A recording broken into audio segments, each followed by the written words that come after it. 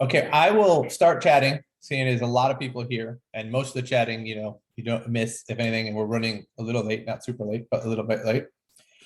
So Michael's going to put up slides in a second, and I'll let him introduce that slide part. But we are continuing with our previous year's sort of format for this COP. And what that is kind of running a COP as a form of a way to have intellectual conversations about, digital use in technology and education, and, different terminology there each time.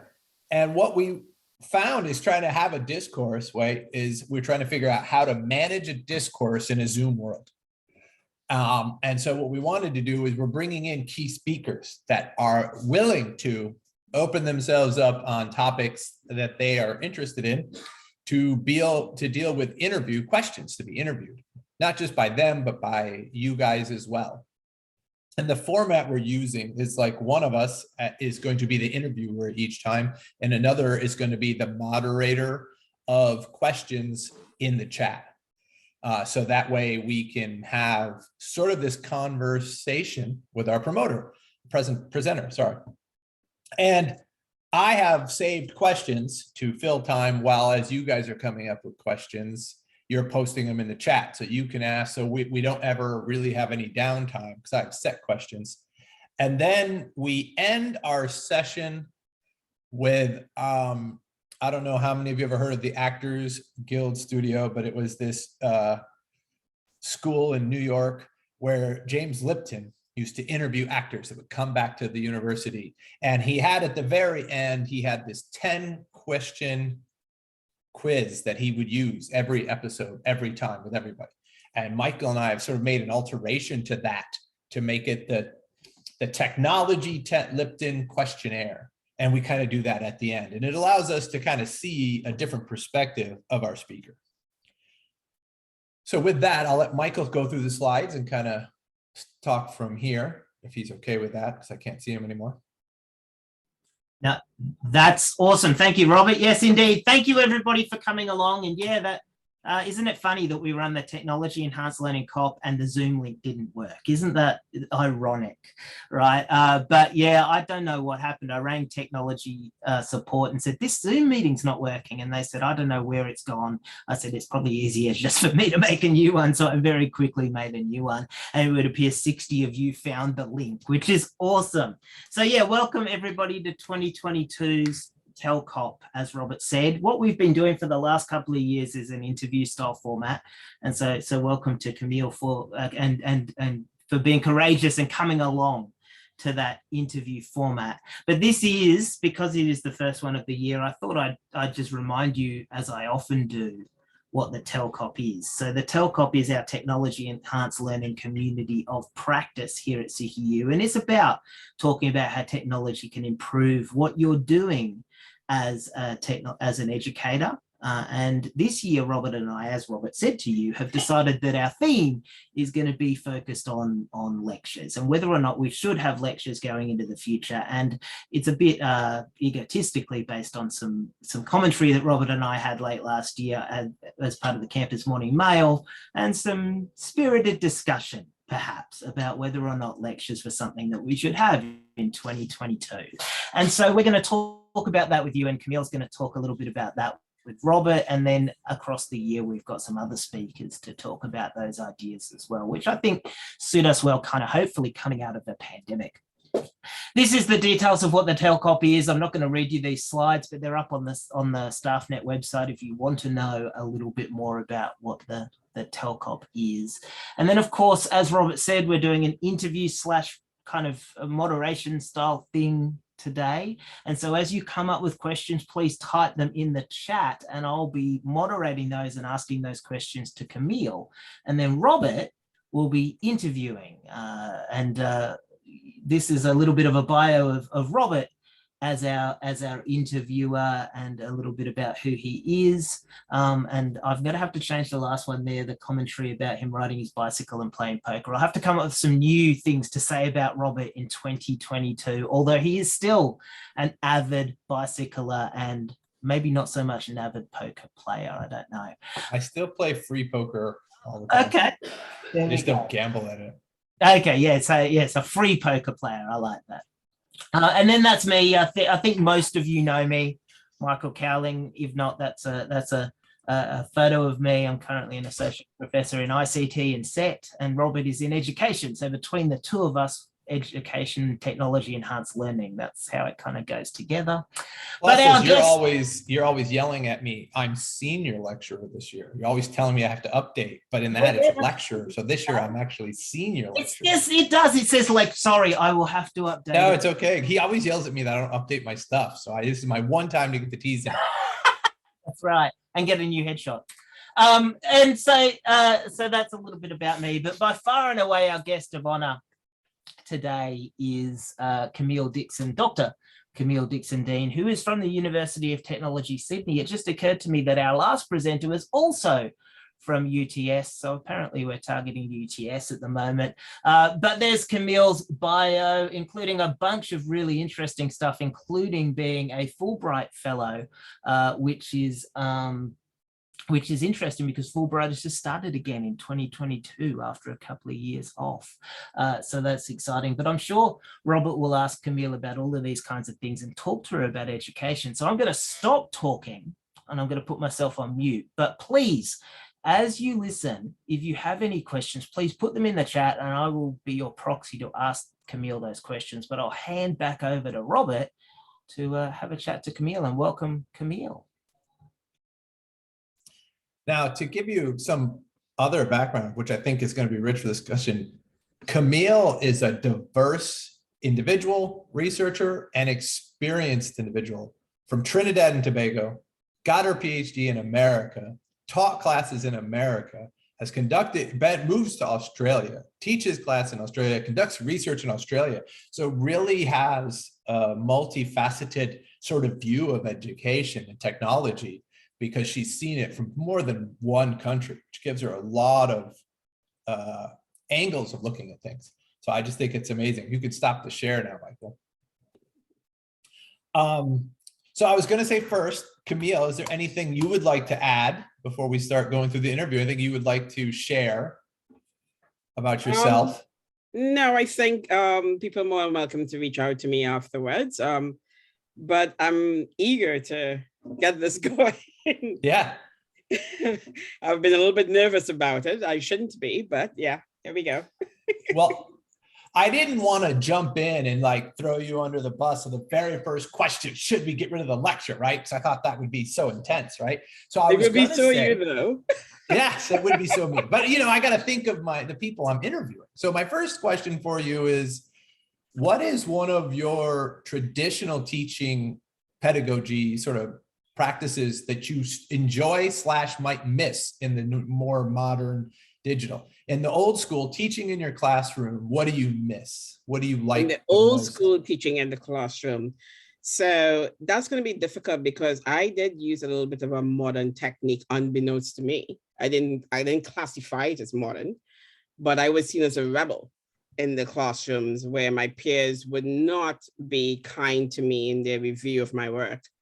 And that was when I was teaching in Trinidad and Tobago at the tertiary level. They just thought my methods were a little bit non-traditional and not becoming of what true education should look like.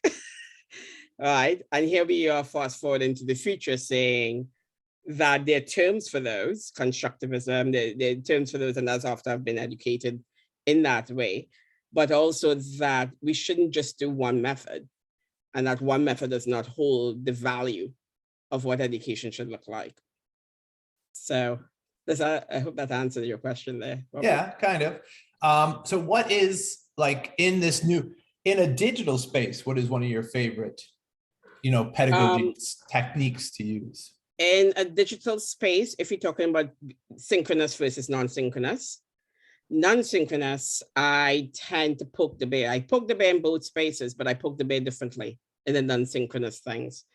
A lot of people believe that what I do is mean. They call it mean, in the sense that I design learning cycles where I know the students will fail.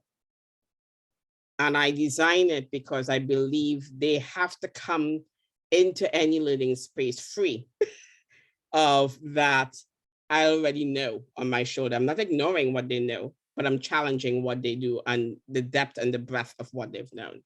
So I ask them questions where I know they would have challenges answering.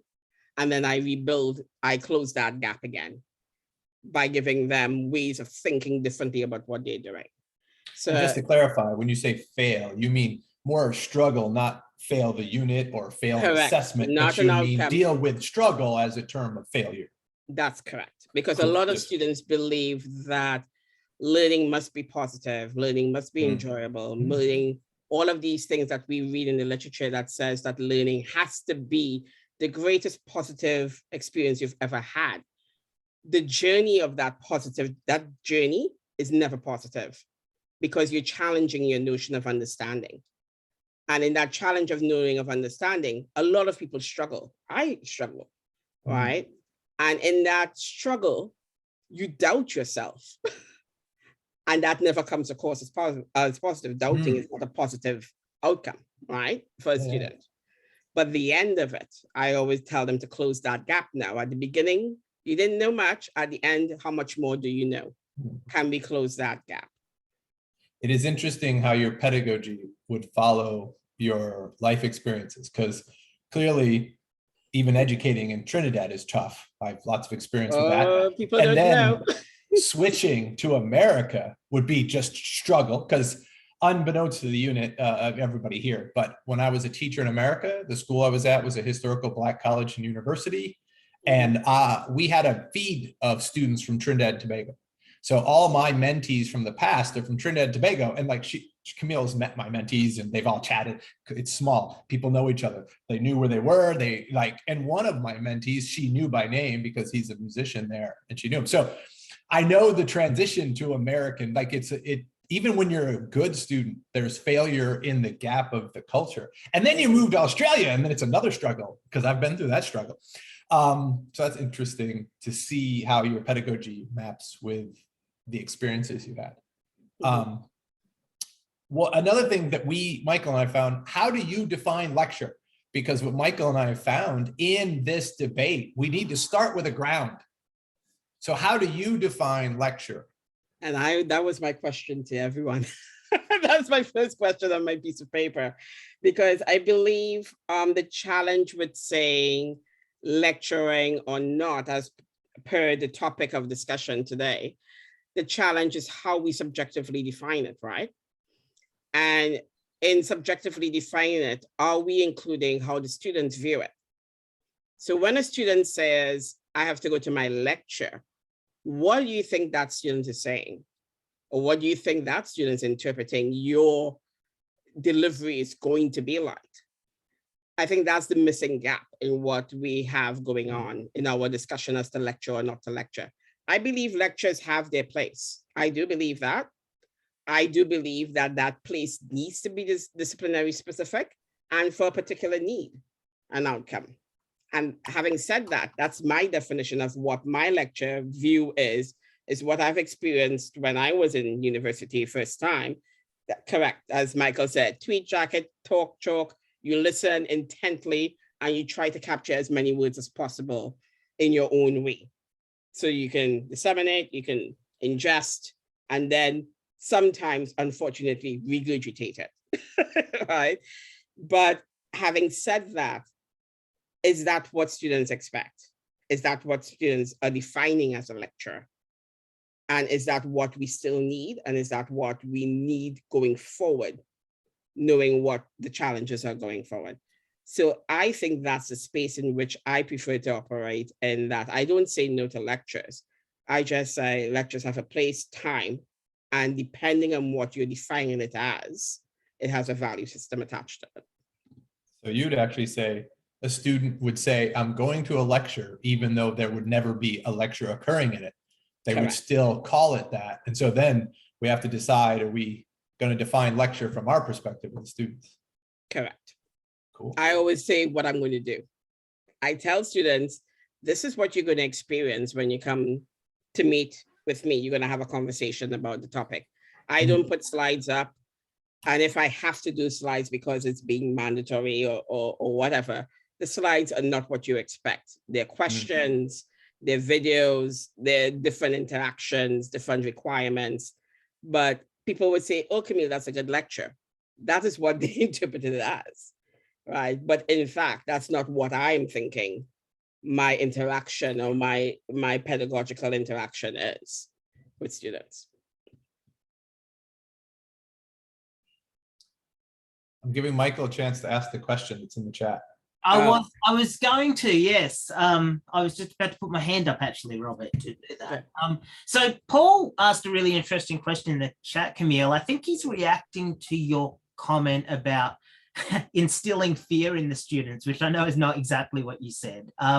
But he says, if the students find the unit challenging, if they've struggled, as Robert put it, how do you think that affects their student evaluations at the end? And how might we adjust our student evaluations to make sure that they don't see that as a poor experience? Or do we not care? Maybe your answer is we don't care. I don't care. That's between you and me. I care on some days, and some days I go like her, and some days I beat me up because of what they said. And I get the quartered and tarred and feathered, and I get what the student is saying, and then I go like, yeah, take my favorite bag of veg and I deal with it and I move on. Because I have to. All right, I have to. And we do know that SFS is all about feeling. It's like asking, a student to evaluate how they've learned a subject they've never experienced before in their life and they're trying to attain. So I always say, well, okay, you didn't like that I didn't answer any questions. Did you learn anything? And they always say no, because you didn't answer any of my questions. I said, but you got a B. How did you get that B? How did you get assessed as knowing something, but you're saying you left with nothing? I just feel like I didn't get anything out of it. I said, okay, great. In a year's time, if you remember, contact me and tell me if you still got nothing. And that's what my practice has been. So right now, I'm actually working with a bunch of students who are now my peers in my sessions and teaching in the program that I designed. And they all said, Camille did that practice where I told her I got nothing. She was the meanest professor I ever had. It was the worst. Then she employed me, and I was shocked that she wanted to employ me, but I worked with her. And then I had students, and I asked them, and they said they learned nothing. And I go like, what? I taught, and I don't get it. And then now I have to face her and say, no, I get what you're saying. No, I get what you're saying. So having students to evaluate the pedagogical part of what that disciplinary knowledge they have to acquire, I think it's, I don't know how, it's politically charged, right? It's about the politics and the nature of the business model. So if we think about it that way, we feel better about the outcomes when a student hazes us in their responses. Let's not get too much into the politics. We've got to be careful. But Andrew did ask in the chat, how do you deal with that when you have to report those stats back and the accreditation body or maybe the assessment committee for your university is saying, hey, Camille, you know, you hated your course. How do you work that? The way my subjects are designed, I have not gotten poor feedback, if that makes sense. I've gotten valuable feedback, more along the lines of, I didn't expect to do these activities in learning this subject. And that's not negative to me. That says, great, you didn't expect it, you did it, you came out on the other end, all right? So when people are asking me questions, and I'm right throughout my 10, 8, how many weeks of 12, how many weeks of having a session with you, I'm having conversations with my students. What did you learn this week? Before you leave my synchronous session, tell me one word you learned, one thing you got, one thing that challenged you, right? And I have those conversations over and over and over with them, signaling to them that you are learning, you are progressing, You may not like the grade you get at the end of the semester, but through the sessions, I have kind of semi-polled you and asked you what is the biggest outcome you've gotten in the last hour or the last half an hour, all right? So I do that continuously. Do I still get negative feedback at the end of the semester? Sure, I do. But my positive feedback in that Camille challenged me to do this, even though I only got a C, she challenged me to think this way.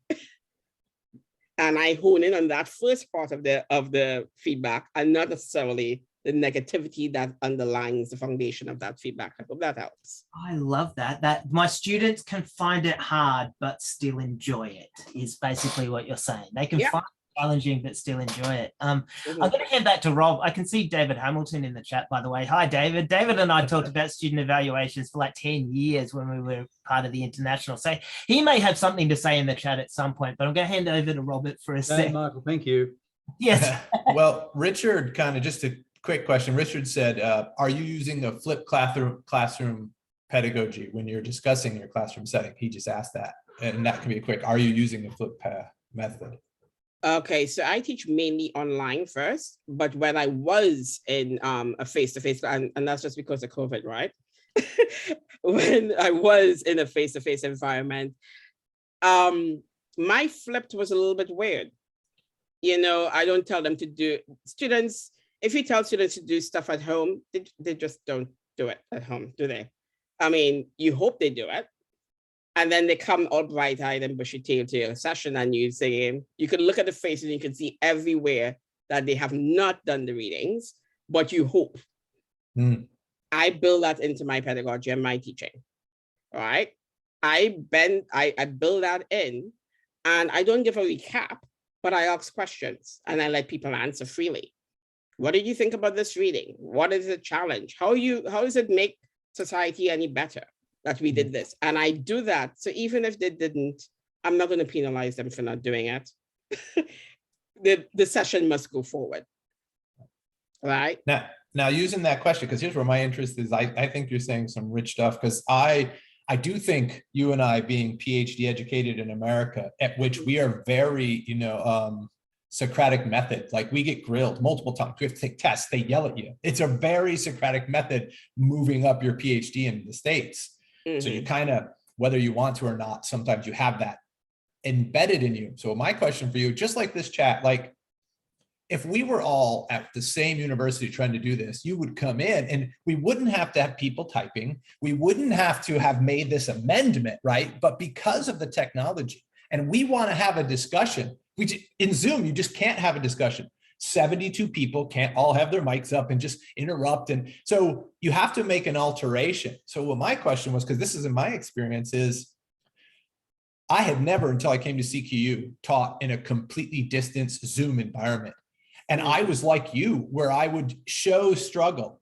But what I found was many students would struggle and then disappear from the Zoom, or I wouldn't be able to reach them and I wouldn't be able to get them back. So I had to alter. So that's what my question is, because our question is lecture dying. Well, which parts can you really, do you think you can uphold your true Socratic style that you would use in an in-person in a completely distant Zoom where you're going to lose some students some of the time? Like, how are you going to amend that part? Like, so maybe it half dies or certain lectures die, or do you think you can keep that Socratic method in a distance Zoom? Completely distant, never seeing you in person, to be able to massage them. Okay, so never seeing me in person, I do set up my online spaces differently. In my online spaces, I use a lot of discussion boards, but my discussion boards are capped. They're all scenario based and etc., but they're capped. The students are only allowed to answer 150 words, and it must be cited, and it must be full of evidence, but it must also remember that a discussion board is to incite discussion. It's not to give a lecture on your own, what you believe your researchers are saying. And then my scenarios are all snatched from the headlines. They're snatched from what's happening around the world right now. Kiev is under attack. What do you think the army bases, because I teach instructional design, what do you think the army bases are giving as guidance in how to achieve Putin's order or to achieve what the Western world wants. Those are the kinds of discussions I have, those that make relevance to students today, regardless of their age difference, but also that they have to be able to be concise, clear, and substantiate their statements at the same time in a finite amount of words. Because I don't want students going like, oh my God, there are 100 students in here, and I had to read 100 different messages to answer one. No, I put them in little groups. You guys have a discussion, and then I pick one person out of the group to say in 1 minute what you think occurred in your group, what benefits, what pros, what cons, and have that interaction.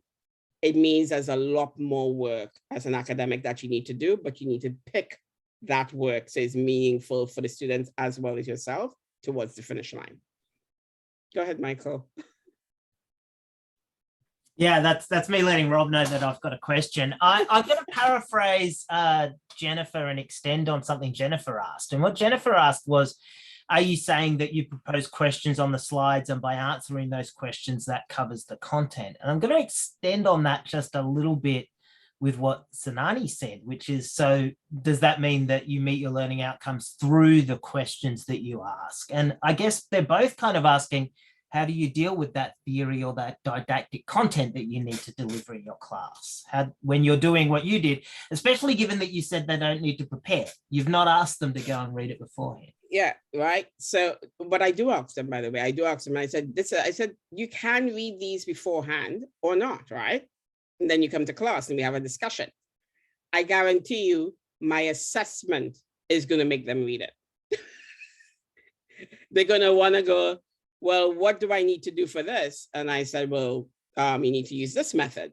Well, you didn't teach that method. I said, oh, it's in the reading. Did you not read it? And then and I have this way that I communicate with my students and I go like, did anybody see where this method was described? And a person normally puts, oh, it's on page 5 of this document. I go like, oh, it's in the reading. So that's how my classes tend to go, whereby about the 3rd week, students never say that Camille didn't teach them anything. They feel it, but they now realize that you have to do your part as a student for this whole space to work, this learning thing. I said learning is a change in behavior. You have to change some behaviors in order to reap the benefits. Very behaviorist definition of learning. I like it.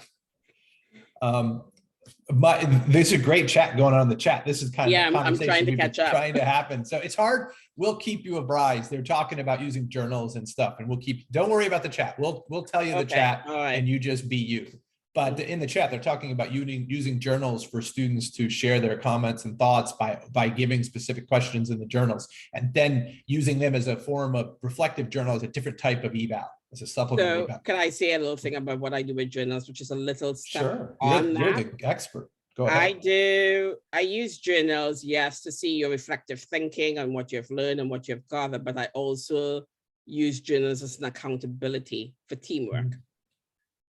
A lot of people don't know how to do that. It's very simple. I ask students, if you do a group assignment, one of the things that you have to submit is an outline of what you contributed to. Your assignment does not get assessed as a group unless I get that document. It is not part of it's not going to give you a grade. It's going to make me grade your assignment, if that makes sense. So each person has to outline, I did this, and give me times. And I told them, that's a journal.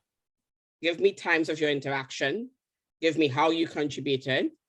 And when you differed, because there's another part of my reflective argument where I said, give me one thing you disagreed with your group with. Give me how you got to an agreement of how you should move forward. And give me one thing that you agreed with your group with. All right? When I ask students that, they get really livid. Most times because if you've had me never before, you get caught. But it prepares you for the next subject you have with me. You realize that you didn't participate, you didn't contribute, Therefore, and I just say, well, justify why you should get a group grade that's equal to the rest of them. Right? And I have those kinds of conversations where students are continuously accountable for their role within that space. They have to be accountable. And they also, at the same time, hold me accountable. Community did not respond on time. My apologies, mea culpa, let me respond. Let me get on that. Or maybe I said, now I remember why I didn't respond, because you didn't do this and then the other. Or maybe I just didn't, something happened, life happens. And I missed that question, could I respond now? So I see that learning cycle not as a hierarchy, but an iterative, continuous progress until the end, the finish line. Does that help? Yeah. Now I'm going to give you a twisted emotional question. Okay. Uh, I used to not think of myself as super emotional, but actually digital teaching has made me more emotional than ever, right? When I taught in a classroom and I got to interact with students, I knew who was going to give me bad evals and I knew what they were going to say. So when the bad evals come in, I didn't like self-judge or go through any self-hate, you know, that whole Jewish thing I am, right? But one of the things is I run that kind of discourseful thing as you do. And in the classroom setting, it was okay. What's really hurt me is when I'll be running these Zooms and the people present in the Zooms I have great conversations with, but then I get my eval. I hated his class. He had no PowerPoints. It looked like he had no structure in his discussions whatsoever. How do you manage getting all these, they want you to be the other way as your eval feedback? Because you never get to talk to any of them. You just get it. Have you found that struggling, or have you found that you can just lock that out? I start my session saying you will not get PowerPoint, saying that I'm setting the bar straight one time. I said, listen, you're gonna grade me down in evals because I didn't have a PowerPoint, please do, because you're not gonna get a PowerPoint out of me. I set them up and I said, these are things that are not going to happen in this session. This is what the outcome is going to be like in your session. And I just finished teaching a whole, 40 kids, 40 adults, 40 mature people, and one person failed. One person out of 40 failed. And all of the others were like, this was a different experience that I've had than I was in the whole of the university, for the simple reason that she challenged me to think differently. I said, like, I don't know your disciplinary space. They do projects. They pick a project that I know nothing about. I say, I know nothing about it. Tell me why your project is important. And they go, what is important for this? I go like, those are big words. I don't know what those words mean. Right? So it gets to all of those graduate attributes. We talk about critical thinking, expression, communication. It gets to all of those, plus what I need them to learn about. Right? And they leave and they go like, oh, so now I can do this. I just taught a project management course. They go like, wow, now I can create a project plan and know why each of those sections are important by themselves, as well as important as an entire plan, because it speaks, and there's a flow in the entire project plan. And I go like, that's all I hoped you get out of it. Great. Michael. I'm cheating. I'm supposed to be moderating other questions, so I'm going to ask you a Michael question. Okay. My prerogative, because I've got the speaking stick. We've talked a bit about the Socratic method and that idea of debate, right? Mm-hmm. I've found, and maybe you don't have this at UTS, but I found that in particular when I'm teaching international students, that can be challenging. I remember getting to a point where I actually had to describe the Socratic method to students. Like, this is the debate and the discussion and the disagreement and the talking about it is part of the process, right? Mm-hmm. Have you had any experience with the internationals? As Robert said, you've taught in several different places across the world. Have you had trouble with a cultural tendency to not want to debate? Okay, so I've come from that background in my country, which is very paternalistic, right? There's a very clear hierarchy in terms of how knowledge flows. It comes from the top and it goes down. It does not go back up, and it's not spread or anything like that. It's siloed, and it's only one-to-one kind of interaction. One thing I can tell you, and I've shared this with my peers going on, you have to make everyone, not just internationals, everyone comfortable that they can challenge you. They have to not see me as being the boss and the oracle of all knowledge. I would tell them, I sometimes have my daughter comes in and my daughter makes comments in the middle of my sessions, and she's 9. She goes, they didn't substantiate. Like, mom, you've been saying that for 5 years. You need to substantiate. Or they didn't do this. And I go, like, you need to leave my room. And they hear that kind of like, I have a life. I'm a human being, and things happen. So when people start feeling comfortable in your sessions, then they speak. Then you see different reactions, and you see different ways of communicating. So I also have students who only communicate with me via email after the class is done. What do? The next class I go, hey, Robert had a really good email. Robert, would you like to share that email? And they look at me with their eyes like, holy cow, you're calling me out. I said, I'm not calling you out. I want you to be able to share. And then I debate it with the person. I go like, tell me more. Well, why did you feel that way? Why did, so, and it's not to show people up, but they have to feel comfortable in this society that we're living in, that you have to communicate. And if you have to communicate, that's my job as an instructor or a lecturer or whatever you want to call it, put the cap on, right? That I have to make you okay that when you leave my subject, you can have any kind of communication with it, whether it's verbal, written, or otherwise, and feel comfortably in your knowledge set of it. So the first thing we have to do as instructors is make our students feel comfortable to challenge you. And my students challenge me. By the 5th week, I'm getting challenges that I have to go do research on. That's the kind of, that I feel like if I have not done research on a student question once a semester, I've failed. If somebody did not ask me a question that I for some reason could not answer and fumbled at an answer, I have failed my students, because there's so many people you're encountering. Not all the questions are going to be the same. I love that. I've been talking about that a bit over the last year, this idea of intellectual candor. And I think I'm starting to develop an idea that it's actually quite hard for junior scholars to do. You're sort of brought up to be the expert in everything. Oh, well, your PhD means you're an expert. And yeah, I think you do need people to say, well, that doesn't mean you're an expert in everything. And that's okay. You can stand in the class and say, I don't know, John, but let's go and find out. But I think I've found that younger academics find that really difficult. Well, I had a professor, one of my professors called David Jonathan, that anybody who said they were an expert, he would take them to task. Mm. He says, you have a high level of knowledge. You are not an expert. I think that's and that's he challenged a lot of his peers, a lot of Bandura, all of them. He was in that era, and he would tell them, oh, David Bandura knows about this, but he really doesn't know, because he doesn't have the requisite knowledge and hours to be called an expert. But he knows a lot about it. I like that. I like that distinction. So he trained us well, that anytime the word expert came, everybody did like this and kind of cowered, because he was going to explode. Yep. Well, Rosalind has a question. I don't know how that fits into the... I'm going to hand back to Robert, but if Robert wants to let Rosalind ask. I was just going to add on to what Camille was saying there, that what I do with my students, because we do a lot of heavy content with large student numbers. And when they ask me stuff I don't know, I'm like, okay, I'm really not sure, but let's work through the logic behind that, looking at what we've just covered. So if we look at this step and then it goes that step, where might we go next? So as a group, we try and find an answer. Perfect. Mm-hmm.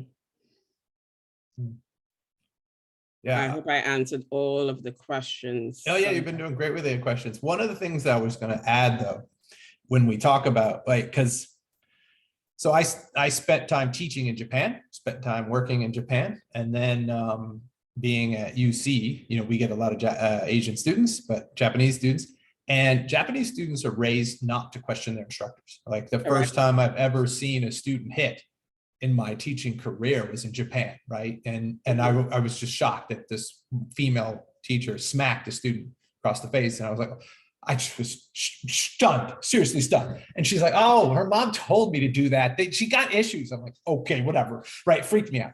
but I had to learn their culture if I was going to be there, right? I couldn't just be me there. And it was very interesting. And we had to make alterations to our PhD programs because Japanese students would not question their supervisors, would not do these things.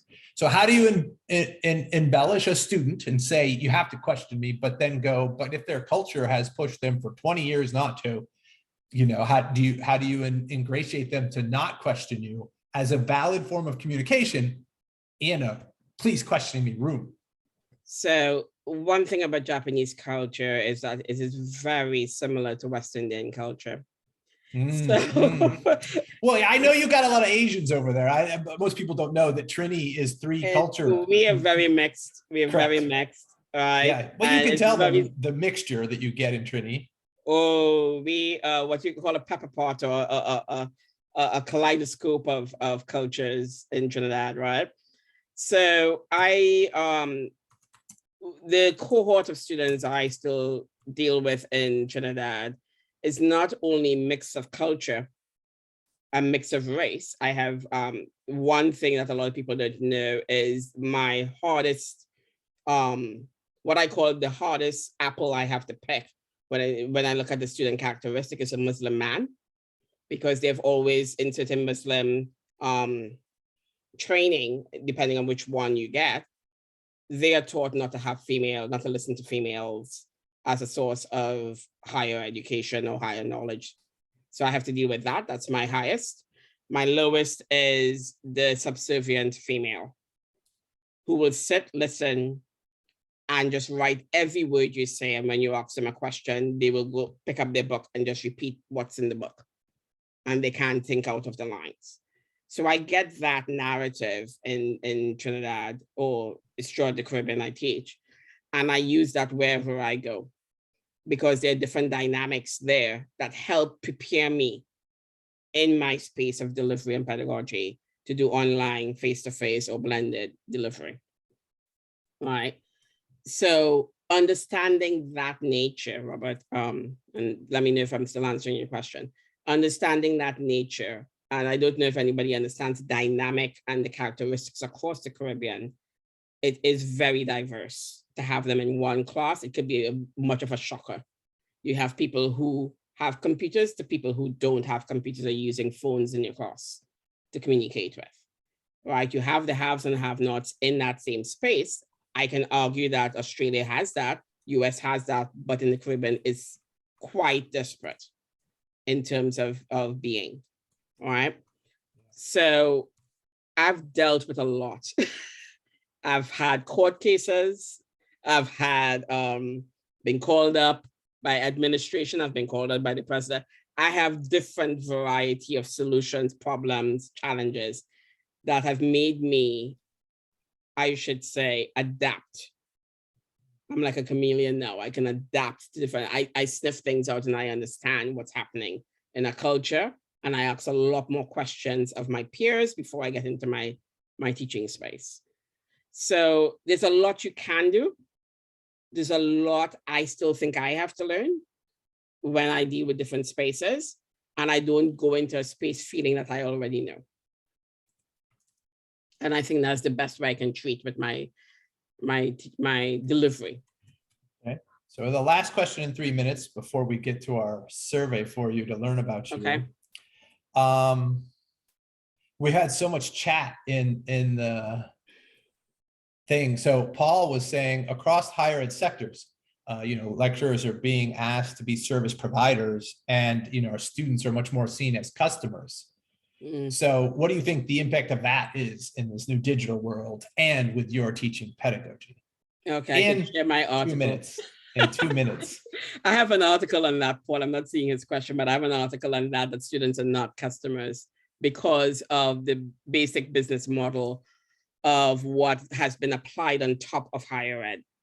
Higher ed exists as a foundation, and then there's a business model in order to make higher ed successful for varying reasons, and it's most likely towards money, right? But higher ed was not created as a model to go towards a business model of money as an outcome. It's supposed to be social good. So there's a conflict there. There's a huge conflict there. And in that conflict, and I can't seem to find my paper to share it, but I'll give it to Paul, to Robert and Michael for you guys to share. We cannot say that students are customers in this higher ed as a model. We can make them feel like they are. If that's your inclination, great, do so. But I always challenge my students who tell me that I didn't learn anything or she didn't teach well. And I'm like, give me, are you of high level of expertise in teaching this discipline that you're learning about? You mean That's experience, difficult. not expertise, right? Expertise as well as I'm teasing you with your expert, Right? experience. It's like sending your kid to a dance class, which I'm now doing, and Yes, telling her to come back and evaluate the dance teacher. And she doesn't know how to hold her position. She doesn't know how to hold her feet. She doesn't know how to wear her clothing. Her clothing's inside out. And she comes back and said, hey, everybody had different clothing than me. I think that sucked. And that teacher didn't know what they were doing. Well, That's what just we're as a telling shared, students. That's what the we customer concept, like every field is its own thing, but in the field of education, we have schools that are also our customer because they want our teachers to come out knowing certain stuff. We have the kids in the school and the parents in the schools, they're also our customer because they don't want us to produce a teacher that doesn't educate their kid. So the student is also a customer. So the problem really is that they're all our customers and we have to service all of them. And then there's the government that tells us what classes our students must take to receive a credential. They're our customer, right? So if we use that customer language, what happens as a university, we're so split with many different customers. We don't have, and they all want different things, which makes it hard. Can I ask you a question? Could you swap the word customer with partner? No, I would agree with that, but I'm using his terminology to explain why we have to get students out of the thought they're a customer, because we have a lot of customers and then we have really just partners and a different And I structure. challenge people to use the word partnership. There's a Yes, partnership yes. as Right. opposed to a customer business model supplier. Right, because rhetorically, customer has a lot of logic, like the customer is always right and all that stuff. But we got 4 minutes left and I want to get you to our survey questionnaire. Because we really enjoy this and it lets us get a different thing. And I do always enjoy watching everybody kind of hem and haw. So question 1 of our questionnaire is, what is your favorite technology word? Technology. I didn't hear the last Word. word. Technology word? Yes, it's a technological word. What is your favorite word in technology? And they're kind of quick answers. Technology. I would say dissonance. Dissonance. Okay. What is your least favorite technology word? Culture. Culture. Okay. What technology turns you on? Oh, getting me hot flashes now. Let me tell you. I love discussion boards. Discussion boards. There's a lot of power behind them. A lot of people don't know. There's a lot of power behind discussion boards if you get a good one. Yeah. Okay. What technology turns you off? I don't know if I should say it. It's being recorded. Certain LMSs turn me off. They constrain my thoughts. Oh, okay. Okay. You could give us a little more color on that one if you're willing. But... It's the most known LMS because I've had a couple of run-ins with them. So they turn you off. I think I like that. Yeah. I think they constrain me. They are not willing to be open to the power behind their designs. I think that's great. Go for it. What technology, sound, or noise do you love? The pang of success. Okay. I don't know if what technology, sound, or noise do you hate? The continuous bringing of alerts. Yeah. What is your favorite technology slang word? Oh. I don't think I have one. Let me think. Slang word. You could extend to abbreviation or emoji. I'm trying to think. You could also say on point, right? Because on point started on Instagram. It's a technology slang word. Yeah, I don't think I have one. Okay. I'll leave that one blank. What profession other than your own would you like to attempt? Oh, I want to go back to being a dance teacher. I would love to. Dance teacher. Oh, cool. And what profession would you not like to do? Oh, I would not like to be a medical professional. Are you squeamish? Is it blood? No, I just think that we could say we're just dealing with blood and organs, but we're not anymore. We're dealing with brains. Okay. Minds are better than brains, right? Yeah, I think no matter how you deal with things physically, you're dealing with the emotional and mental parts of it, and it's overwhelming. Okay. And our final question, if technology heaven exists, what would you like to hear God say when you arrive at the pearly gates? You said God? How do you know I'm going? Yes, to that's God? what it's from the questionnaire. These aren't mine. Just to make sure you know these aren't mine. What would I like? I would like to say, hey, come in and have a drink and tell me all about it. And if you know where I'm from in the Caribbean, that's how you welcome someone in your house. Come on in, have a drink, and let me tell you all about it. Nice. Now, I know we're at the 1 hour mark, even though we started a little late, but I will say that a lot of people, while you were doing the questions, were putting in a lot of chats about liking students as partners. Jennifer put in students are partners with educators in their own learning. So a lot of people like that stuff. You did great with the questionnaire. We like to kind of just get some fun and get to know our person. I think we always do everything super educational, but we like to have that last 5 minutes to kind of ask you some fun questions. I could feel your reticence. It was fun watching you get a little stressed. So we actually have one of the speakers that's coming later this year. Last year, there was a timing mix up and he heard about the questionnaire and he's like, you have to schedule me. I want to go through this experience. So he's like dying to be asked the 10 questions. It's his favorite part. But if there's anything you would like to wrap up or say, we'll wrap this up because we're now a minute over. But thank you so much for coming. Oh, anytime. And if I'm interested in coming back to other topics if you have. This was fun. This was very, very much fun. You know?